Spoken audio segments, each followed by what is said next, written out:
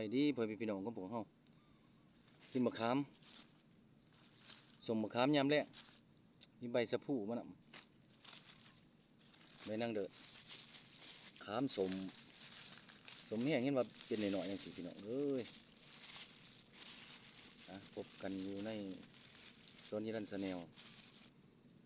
จวดๆพี่น้องบ่ได้ใช้ถั่วได้เห็ดแบบสบายได้หมดแก้วขุนแห้ง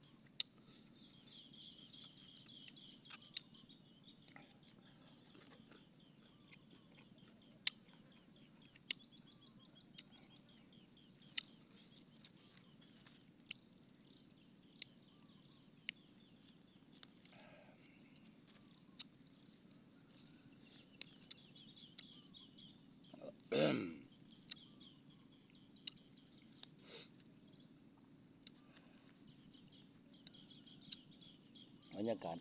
น้ำคลองพ่วมเอาพี่น้องเอ้ยกินหนึ่งสิบแดดน้ำคลองเลย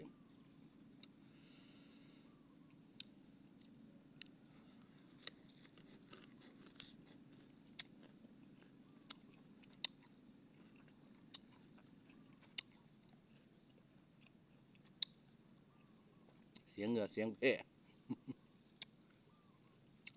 กับบ้านกับซองพี่น้อง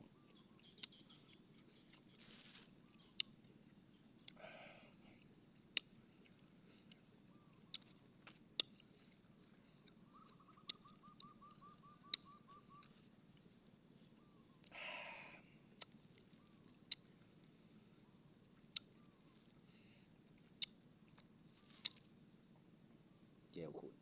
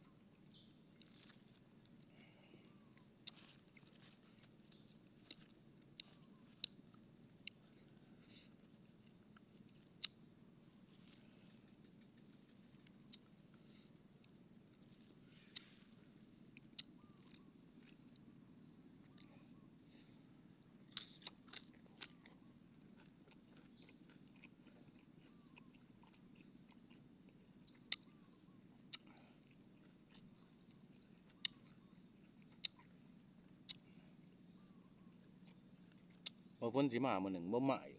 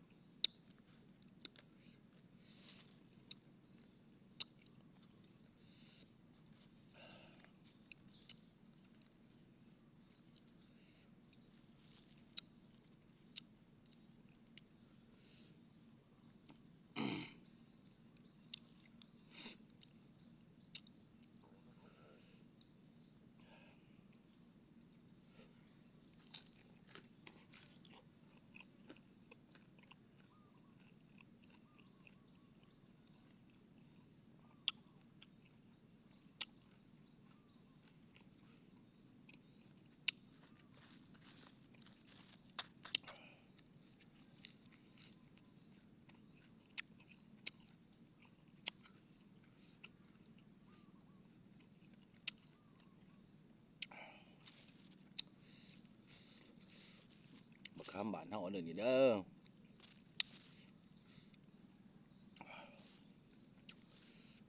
เฮ็ดเอาไปน้องบ้านนึง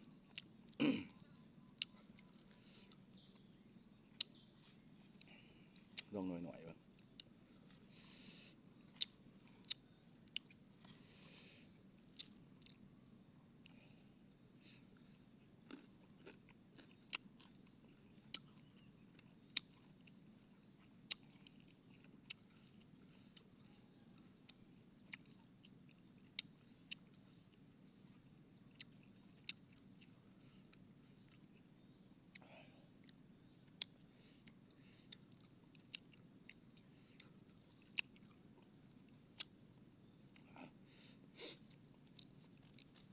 ก็ฝากกดไลค์กดแชร์กดใจกดติดตามนี่เด้อพี่น้องเด้อแล้วก็ไปเบิ่งอยู่ในช่องนิรันดร์ชาแนลสอนนิรันดร์ชาแนลเด้อพี่น้อง